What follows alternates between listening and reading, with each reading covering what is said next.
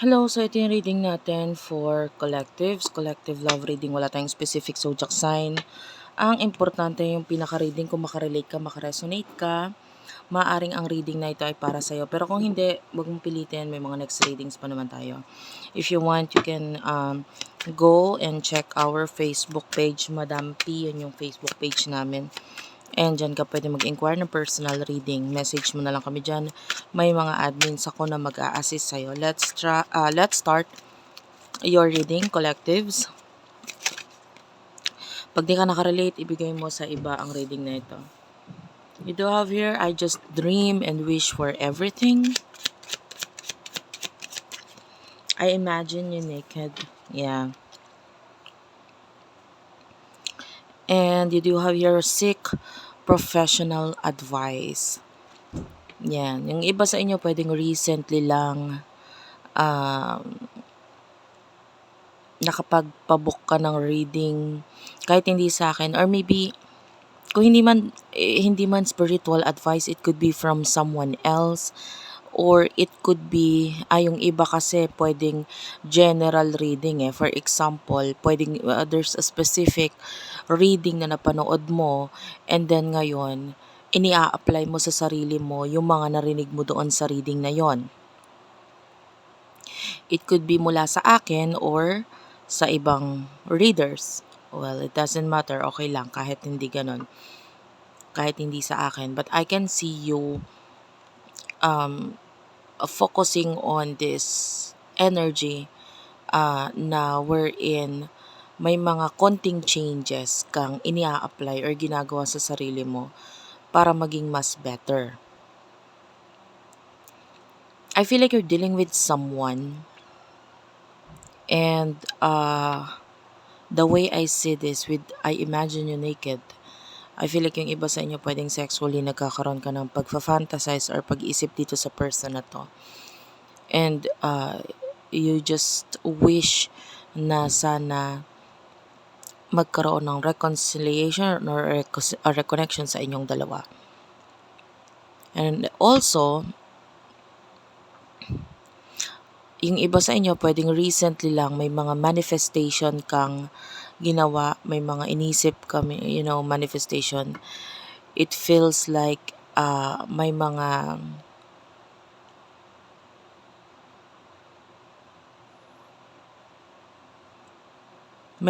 bagay na gusto kang mangyari sa buhay mo, so tinatry mong ipinupush mo yung sarili mong maging mas better version ng sarili mo para ma-achieve yung mga bagay na minamanifest mo.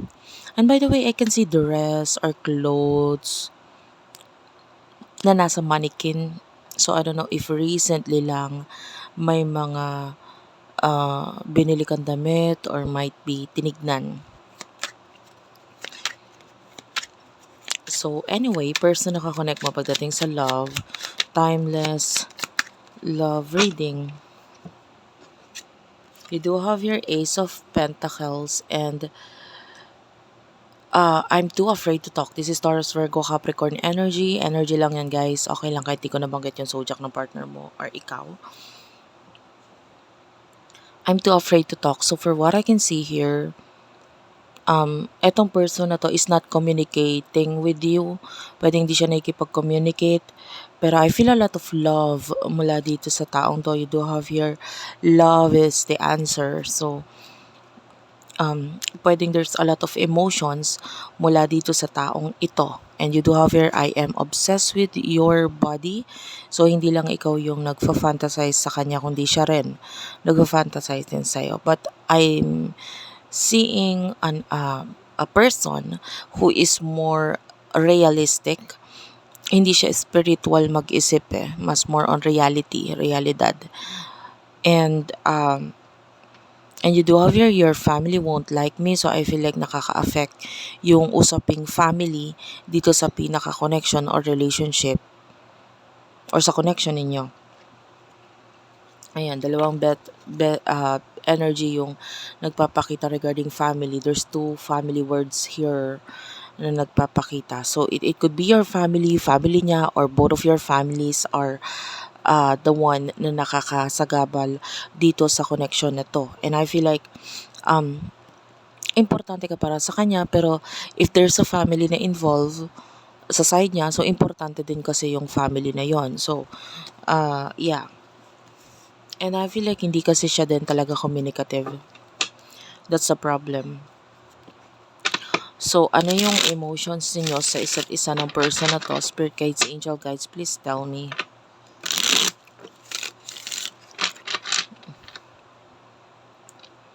Wait lang guys.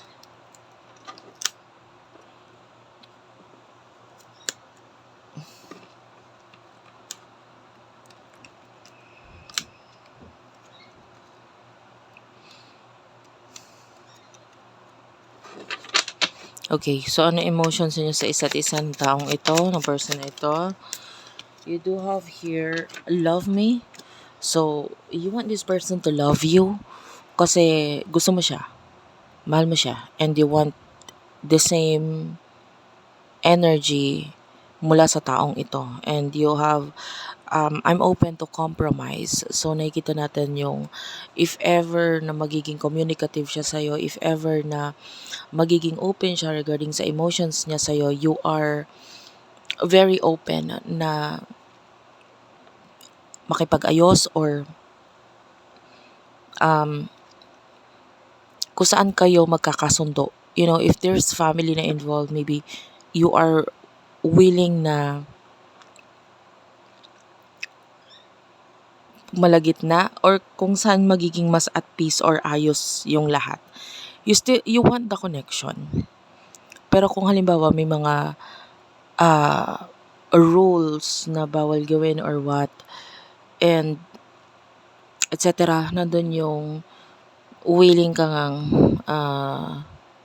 sumunod doon or whatever. Yung iba, it could be kung may kinalaman sa ito, hindi to para sa lahat, of course. Kung may kinalaman sa religion, you're willing to, sumama sa or magpalit ng religion just to make this connection work, parang ganun. So anyway, emotions ng person na to for you. You are so beautiful. Why do you need me? And you do have your strength and the ego. You do have your no. I meant what I said. I'm sorry. I want to clarify itong 8 and 9 energy. Please tell me what's with this 8 and 9.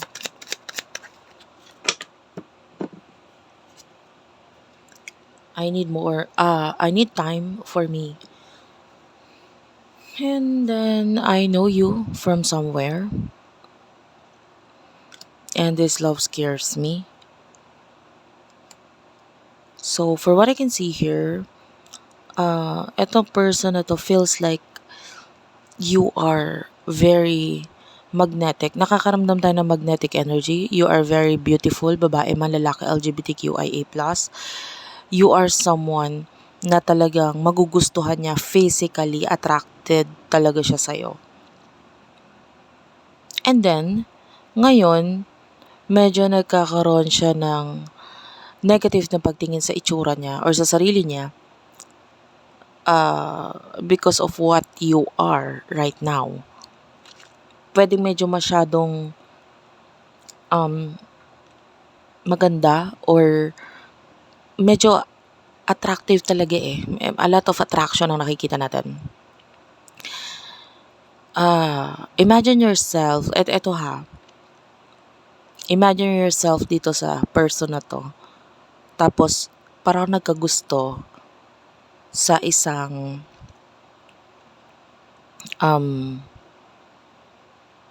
artist or artista, some kind of popular or known person.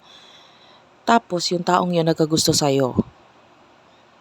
And the feeling of this person is that, bakit ako? Parang hindi niya kayang, although gusto kita, the energy is ganito ha, although gusto kita, hindi mo ako deserve. You deserve more than me. You deserve more. I like you pero natatakot ako kasi hindi ko kayang i-provide, or hindi mo ko ka-level sa ngayon. That's the energy. So I feel like itong person na to is mataas yung ego niya because you are too much for this person. Marami kang kayang i-offer. You are someone who is very magnetic, and medyo ang nababounce yung kaya hindi siya masyadong communicative sa'yo, kasi hindi niya rin alam kung anong sasabihin niya, kasi I can see there's no offer, or yun nga, medyo negative kasi mag-isip itong person na to. And I feel like this person needs more time, hindi siya ready pa. And you do have your this love scares me, so yeah, I feel like yung person na to is ang dami niyang doubt sa sarili niya. So kaya siya natatakot dun sa pinaka-love, kasi you are someone na masarap mahalin, pero alam ko sa sarili ko na you deserve more kaysa sa kung ano yung kaya kong i-offer at ibigay sa'yo. I know you from somewhere. So, the way I see this, ina-analyze niya yung ugali mo, kung ano yung mga ayaw mo sa tao, and I'm feeling a lot of energy ng family dito, and also at the same time,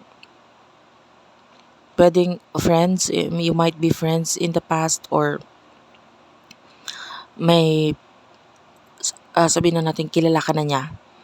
So alam niya na kung ano yung ugali mo, and then alam niya na pwede siyang masaktan dahil sa kung ano yung ugaling meron ka. Maybe feeling niya iiwan mo siya rin in the future if ever na ituloy itong connection na to, because this and that. So alam mo yun? And also ina-analyze niya yung maybe yung family mo, your background, and this person sees you as someone who is perfect, and siya kasi wala talaga siyang nakikita sa sarili niya na kaya niyang ipagmalaki. So hindi lang siya sa'yo nahihiya. It could also be dun sa mga tao sa paligid mo, especially family mo. In the future, tell me about the future. Wait lang guys. Medyo may mga tayo, magulo na card. By the way, maraming salamat sa pag-follow mo sa akin. Kung hindi ka pa naka-follow, mag-follow ka na. And comment down below. Ma-appreciate ko lahat ng likes, comments, and shares ninyo guys. Follow nyo rin ako sa Facebook or sa TikTok. Sa TikTok, Unipre. Be sure dun guys sa tamang account naka-follow. May mga poster po ako. Mga poster, nagpapakilala lang ako. So, you would know na ako yon, kasi nasa 100 plus na, 100,000 mahigit na yung mga naka-follow sa akin. So, kung konti pa lang yung followers, mga nasa 5,000, 3,000 below, that's not me. So anyway, in the near future, what do we have here in the near future for you? Spirit guides, angel guys, please tell me. Wait lang.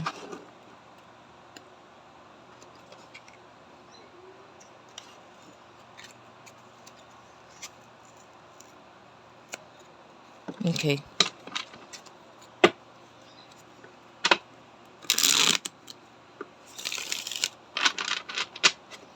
Spirit guides, angel guides, please tell me. What do we have here in the near future?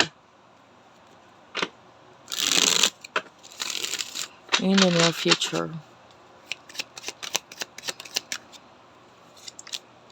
Love is the answer. You really do love this person. Sword, Ace of Swords is here. May person na to, I feel like you're not losing hope. Nandun yung hope mo in the future sa inyong dalawa. I am terrified, and do you even care? And then think before you act. I am in so much pain. So I feel like yung person na to, yeah, I am obsessed with your body. Sa inyong dalawa, I feel like you are more open pagdating sa love. And that's why, parang pagdating sa connection ninyo, may mga bagay kang tanggap, may mga bagay kang, kumbaga nasa process ka na ngayon na you love the person, whether nandyan siya or wala. Okay? And hindi ka na nagsosuppress or hindi ka na para ipigilan yung emotions mo. So, you are open here. Lalo na with the Ace of Swords, this is a new beginning. So, open ka with the new beginnings. Whatever mangyari sa connection ninyo. So, yung person na to, open ka talaga sa kanya and you are open to receive kung ano yung kaya niyang ibigay. Kung hindi niya kaya magbigay, then wag. Okay lang naman. So, I am feeling like you are just manifesting stuff in the future. Maybe yung iba sa inyo, you're manifesting this person. Pero, hindi ka nag-e-expect na. Kung dumating, dumating. Kung hindi, hindi. It's okay. Okay? Ganun yung energy mo. And I'm seeing a lot of pink energy. So, I don't know if you like color pink or mahilig ka sa, or maybe you're wearing color pink right now. So, anyway, yung person na to,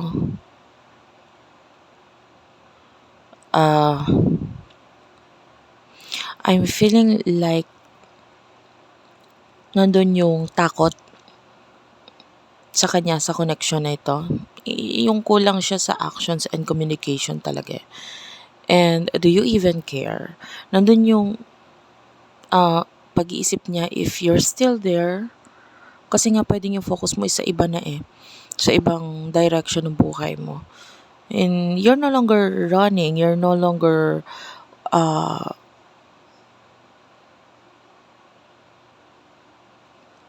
naghahabol or what. It's just that nag-focus ka sa sarili mo.